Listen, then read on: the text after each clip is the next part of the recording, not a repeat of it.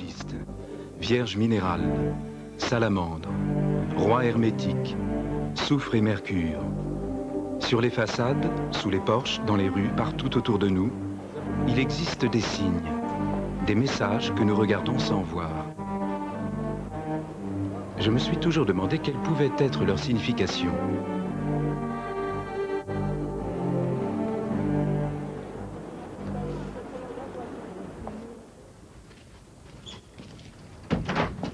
Et puis, un jour, j'ai rencontré un homme qui m'a fait découvrir ce monde que j'ignorais. Cet homme, que nous appellerons Roger B, car il tient à l'anonymat, a mis longtemps avant d'accepter d'être filmé. Il habite en banlieue parisienne, dans un pavillon modeste, et semble mener une vie tout à fait normale.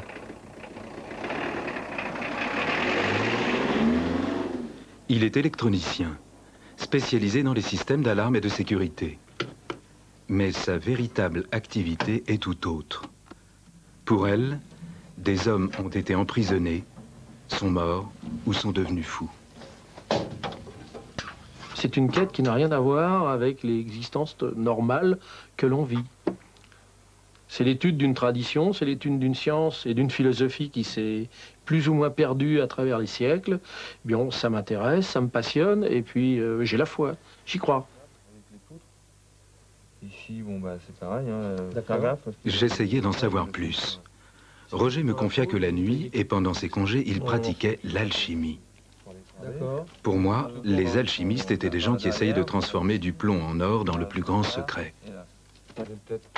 Les anciens n'ont pas divulgué les phases principales du travail alchimique, surtout à la fin, parce qu'ils considéraient que c'était trop dangereux pour l'époque de mettre de telles connaissances entre les mains de despotes ou de rois. À l'époque, d'un côté, il y avait les rois et de l'autre côté, vous aviez la religion. Face au savoir officiel, cette science occulte a toujours été considérée comme un danger. Les alchimistes ont longtemps été persécutés à cause du pouvoir qu'ils représentaient. Ce pouvoir n'était pas à mettre entre toutes les mains. Ainsi, ils cachèrent leur savoir dans les livres en utilisant un langage hermétique constitué de symboles et de mots codés. Et on trouve bien les petites gouttelettes de la rosée. Pourtant, depuis 20 ans, Roger s'y plonge et trouve son inspiration. Ici, vous avez l'esprit du monde. C'est en voyant cette gravure du XVIe siècle qu'il sentit naître en lui sa vocation d'alchimiste. Ici, vous avez le soleil qui vient frapper sur le miroir et qui déclenche le feu. Je n'y voyais personnellement qu'un mélange de symboles, à la fois religieux et païens. Mais j'étais malgré tout impressionné par la quantité de livres sur l'alchimie, leur richesse et leur beauté, et la diversité de leurs origines. On en entend parler dans toutes les civilisations, aussi bien en Chine qu'en Inde. Bon, on le voit arriver dans le monde grec. Ensuite, il passe par l'Égypte, par l'Espagne, les Arabes qui envahissent le sud de la France, qui véhiculent avec eux toute une connaissance. Tout cela me paraissait bien théorique, et j'avais hâte de savoir en quoi consistait concrètement l'alchimie. Roger me confia qu'il poursuivait ses travaux en Auvergne et qu'il devait s'y rendre. Après de longues discussions, je réussis à le persuader de m'emmener avec lui. Il avait installé ce qu'il appelle son laboratoire chez un ami, Damien.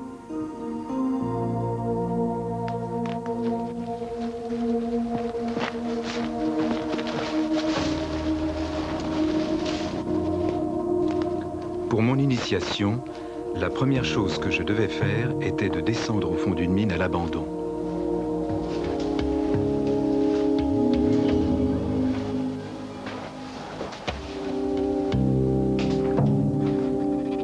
Dans cette mine, Roger et Damien sont à la recherche de la matière première des alchimistes, l'antimoine.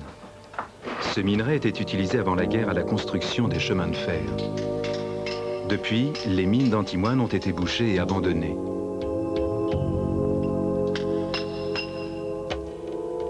Ce minerai est-il donc si important?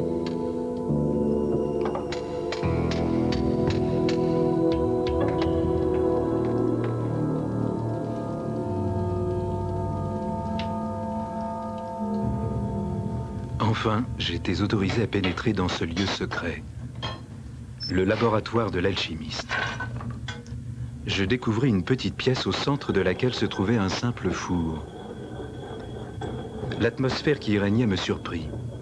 La chaleur du four, les odeurs de soufre, le bruit du minerai qu'on broie.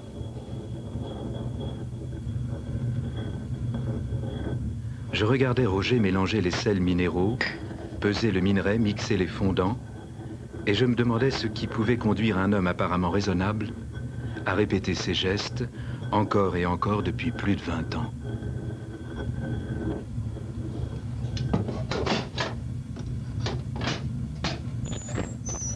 Vers l'âge de 23-24 ans, j'ai commencé à étudier les textes. Et puis, vers la trentaine, j'ai construit mon four et j'ai commencé à travailler au laboratoire. En voyant Roger travailler, j'avais l'impression de voir un métallurgiste à l'œuvre. Pourtant, il utilisait des ingrédients qui n'avaient rien à voir avec la métallurgie. Par exemple, de la rosée.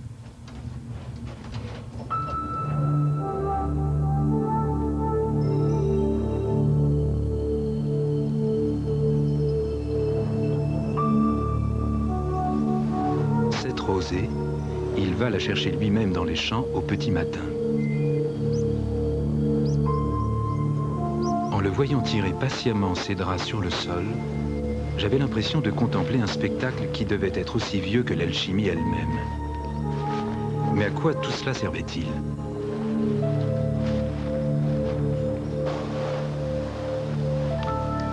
Comme tous les alchimistes, son but ultime est de réaliser la pierre philosophale. Cette matière mystérieuse, extrêmement pure, apporterait à celui qui l'obtient la connaissance universelle et l'immortalité. Elle permettrait également de transmuter les métaux, par exemple de transformer le plomb en or.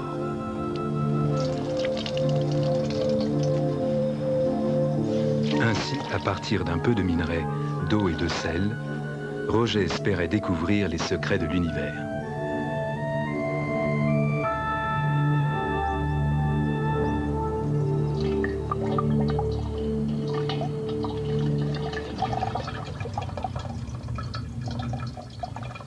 De retour au laboratoire, la rosée est filtrée, puis distillée.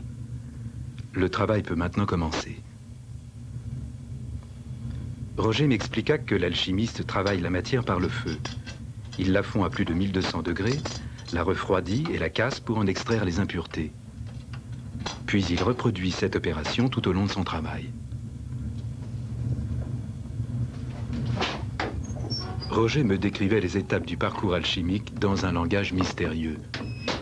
Bon, là, en ce moment, on est donc au premier œuvre. On est dans la première conjonction, c'est-à-dire ce que les anciens appelaient le mâle et la femelle. Alors, ce qui va se passer, c'est qu'en principe, on devrait les séparer l'un de l'autre, la femelle ayant tué le mâle.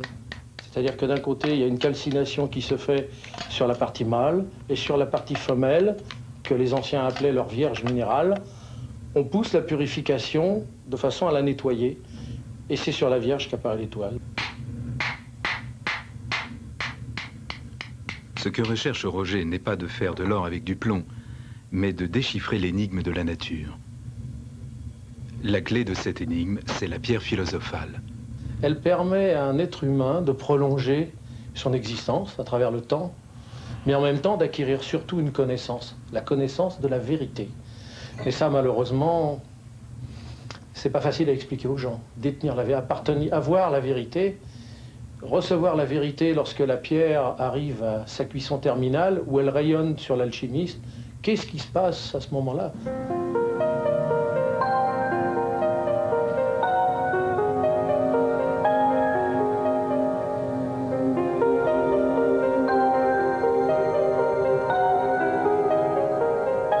Ce soir, la lune est pleine. Roger se prépare à une nouvelle expérience en relisant la table d'émeraude, texte clé de l'alchimie. Sépare la terre du feu et le subtil du grossier, doucement et avec grande prudence. Il s'élève de la terre vers le ciel et redescend vers la terre, et reçoit ainsi la puissance des réalités supérieures et inférieures. De cette façon, tu auras la gloire du monde entier et toute obscurité s'éloignera de toi. Ainsi est créé le petit monde sur le modèle du grand monde. De cela, et en cette matière, se font de merveilleuses expériences.